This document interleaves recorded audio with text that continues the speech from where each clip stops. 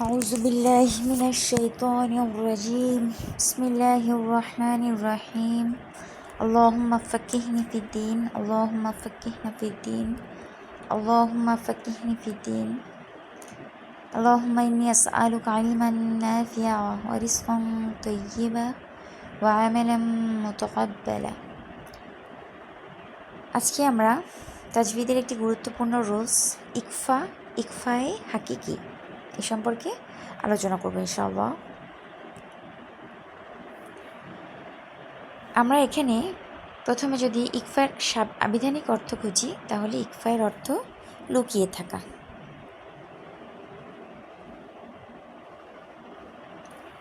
ইকফায়ের অর্থ লুকিয়ে থাকা। আচ্ছা, কি লুকিয়ে থাকবে সেটা আমরা জানতে পারবো। ইকফায়ে হাকিকির হরফগুলোর আগে নুন সাকিন তানভিন আসলে ইজহার এবং ইদগামের মাঝামাঝি অবস্থানে উচ্চারণ করা। ইজহার মানে স্পষ্ট, ইদগম মানে মিলিত করা। এর মাঝামাঝি অবস্থান থেকে উচ্চারণ করতে হবে। হুকুম কি? গুন্না হবে এবং তাজদিদ ছাড়া সম্পূর্ণ ইজহার হবে না। গুন্না হবে কিন্তু তাজদিদ থাকবে না। আচ্ছা, আমরা যদি এবার ইকফায়ের হরফগুলোর দিকে তাকাই, আমরা ইকফাহের 15টি হরফ পাব।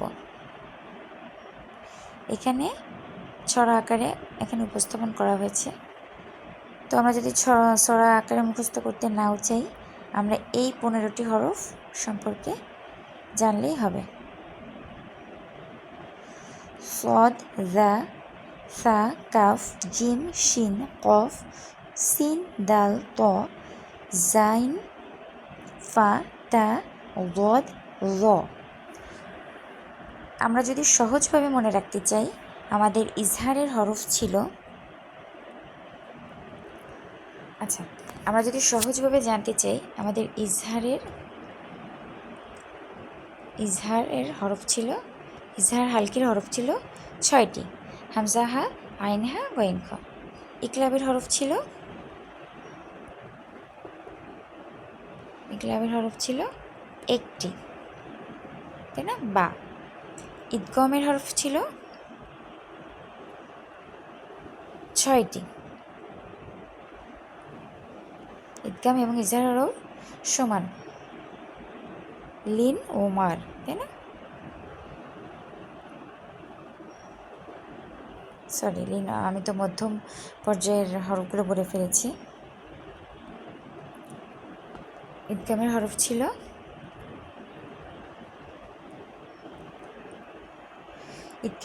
ছিল ইয়ার মালুনা, তাই না?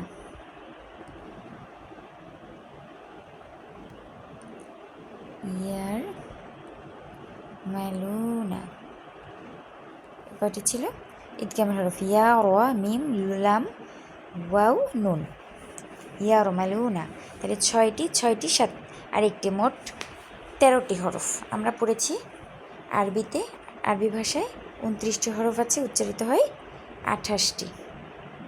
তার মধ্যে যদি আমরা 13টি বাদ দিই তাহলে কয়টি থাকে? 15টি। সেটা হচ্ছে ইকফায়ের হরফ।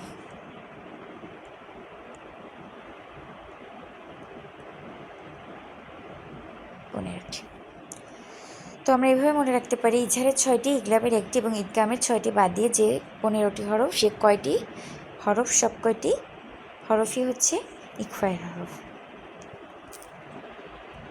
এখন আমরা উচ্চারণের বিষয়ে আসি। এখানে আমাদের কিছু উচ্চারণের উদাহরণ দেওয়া হয়েছে। রিহাং সরসরা, সিরাআন যালিকা, ফামান সাকুলাত ইন কুনতুম। নুন সাকিনের পরে কাফ এসেছে। সবরান জামিলা, ইদগামের পরে জিম এসেছে। তো আমাদের উচ্চারণটা আসলে কেমন হবে? উচ্চারণটা হবে, নুন সাকিন এবং তানভিনকে গোপন করা হবে। নুন সাকিন এবং তানভিনকে গোপন করা হবে, উচ্চারণ করা হবে ইং উচ্চারণ। ইং। এখন পুরোপুরি কি ইং হবে? রিহাং সরসর, সিরাআন যালিকা। দেখুন আপনারা পার্থক্যটা ধরতে পারেন কিনা। রিহাং সরসরা, সিরাআন যালিকা, ফামান সাকুলাত। তারপর আমরা যদি এই উদাহরণটা দেখি, সামানান কলিলা। এখন বিষয়টা হচ্ছে আমরা যখন সদ এবং কফ উচ্চারণ করছি তখন আমাদের জিহ্বা মোটা হচ্ছে, কিন্তু যখন আমরা জাল উচ্চারণ করছি তখন জিহ্বাটা পাতলা হচ্ছে। তাহলে ইকফার আওয়াজ কি ভিন্ন, ভিন্ন শব্দে ভিন্ন? এটাই কিন্তু বিষয়। আমরা এই গুন্নাহের নিয়মটা যদি পুরোটা পড়ি, হ্যাঁ, ইকফায়ের শব্দের পার্থক্যে ইকফায়ের উচ্চারণ ভিন্ন, সবসময় ইং উচ্চারণ হবে না।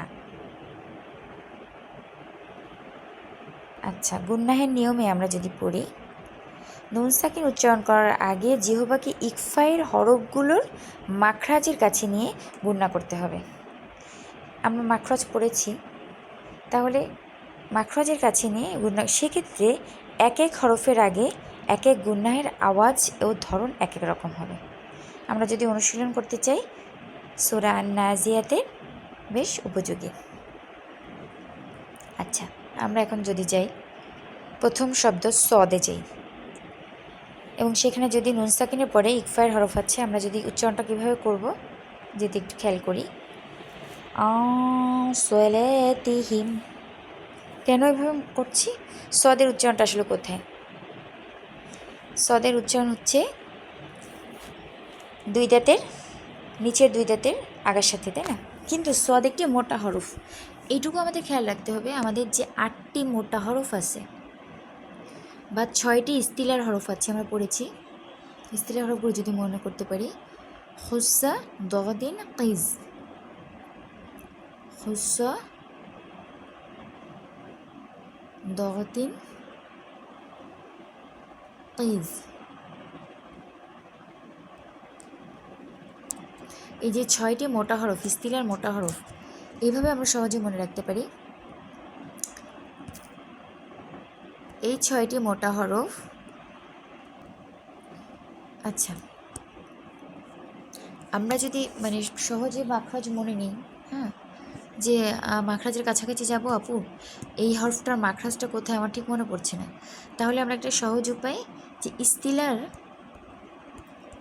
যে 15টি হরফ আছে, সরি, ইস্তিলার যে 6টি হরফ আছে, খুসা দগতিন কিজ, এই যে 6টি হরফ আছে, এই হরফগুলো যদি আমরা নুন সাকিন বা তানবিনের পরে পাই,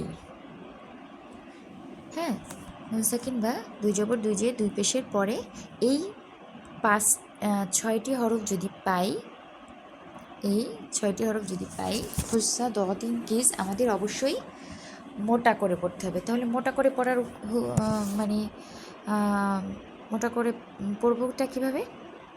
যে মোটা করে পড়বো কীভাবে? মোটা করে পড়বো হচ্ছে, জিহ্বাটা গোল হবে, তাই না? নৌকার মতো হয়ে যাবে, জিহ্বাটার অবস্থান নৌকার মতো হবে, এবং এখান থেকে মনে হবে উচ্চারণটা আসছে বা জিহ্বার মধ্যে কিছু আছে। তাহলে প্রথম উদাহরণে যদি যাই আমরা, এখানে বলা হচ্ছে সদ, সদ একটি ইস্তিলার হরফ, সলাতিহিম, হ্যাঁ, নুন সাকিনের পরে যদি সদ পাই, রিহা সরসর,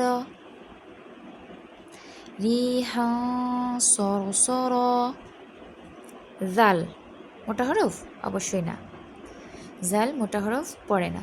তাহলে এখানে নুন সাকিনের পরে আমরা কি জাল এসেছে। ইকফায়ের ক্ষেত্রে ভিন্ন শব্দে ইকফা আসতে পারে, অথবা একই শব্দের ভিতর ইকফা উচ্চারিত হতে পারে। তাহলে নুন সাকিনের পর যদি জাল আসে, তাহলে কি করতে হবে? জালের মাখরাজ কোথায়? সামনের সামনের দুই দাঁতের আগার সাথে লেগে, তাই না? তাহলে জিহ্বা যদি টাচ করব না, অবশ্যই জিহ্বাটা নুন উচ্চারণের সময় নুনের উচ্চারণটা গোপন করে জিহ্বাটা জালের মাখরাজের কাছাকাছি নিয়ে আসবো। মুযিরু, দেখেন আসলাতিহিম, মুযিরু, পার্থক্যটা দেখেন। মুং পুরোপুরি ইং উচ্চারণ কিন্তু হচ্ছে না। আমরা যদি পরের উদাহরণে যাই, তানবিনের সা একটি পাতলা হরফ, ও সা,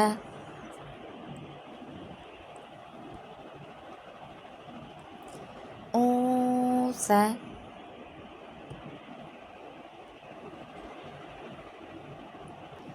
কাফ ইস্তিলার হরফ না, কাফ ইস্তিলার হরফ না। তাহলে মিন কিতাব, কাফের উচ্চারণ কোথায়? একদম হরফের হালকের কিন্তু কাছাকাছি, তাই না? কফের পরে শক্ত তালু থেকে। মিন কিতাব কিরামান কাতিবিন, জি মোটা হরফ না। জাকুম, শিন লিমান শাআ, শিনের উচ্চারণ কোথায়? জিম শিনিয়া একই জায়গা থেকে উচ্চারিত হয়, তাই না? জিহ্বার মধ্যখান থেকে। ওয়াসাতুল লিসান বা জিহ্বার মধ্যখান থেকে উচ্চারিত হয়। কফ একটি মোটা হরফ। ইয়ানকালিব, খেয়াল করুন। লিমান শাআ, এই উচ্চারণটার পার্থক্য আর কফের উচ্চারণ। কফ একটি ইস্তিলার হরফ, তাই না? খুসা দগতিন কইজ। ইয়ানকালিব কুতুবুন কাইয়িমা। আবার সিনে যদি আমরা যাই, একটি পাতলা হরফ, জিহ্বার মানে সামনের নিচে দুই দাঁতের আগা থেকে আগার কাছাকাছি জিহ্বাটা নিয়ে আসতে হবে। সায়াকুনু, ডালের উচ্চারণে যদি যাই,